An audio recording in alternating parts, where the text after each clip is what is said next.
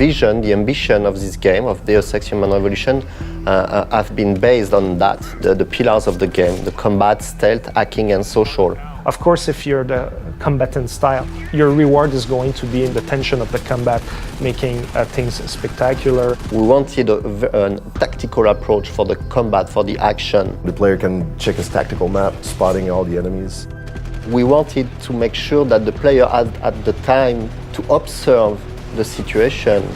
So that's why we included the cover system. The cover system is going to protect you from the enemies, and at the same time they give you a good overview of the battlefield. I'll usually scout an area, and I know that I can take cover there and I can draw the enemies to me that way. And I put a mine. We have the system where you can actually take a mine template thing, but you combine it with an explosive device, like a grenade, a frag grenade. So you combine it in your inventory, it becomes like a frag mine. Then when they get really close, the mine triggers by itself. They go. You have different kind of guns, weapons and everything. The signature weapon is the combat rifle. I love the way that we designed the reloading. I love the way that it looks and that it fires with the silencer. It looks so dope with the silencer on top of it. The revolver is one of the most powerful weapons we have in the game. It's a revolver, so it kicks back and people go flying.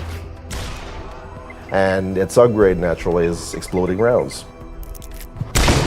It's very important for the player to understand that the augmentation will support the way he wants to play, in fact. So for instance, you're in a combat situation where the enemies are starting to get very close to you and maybe you're running out of bullets or the odds are really against you, like using your claymore and making sure that you're disabling all the enemies at once can save your life.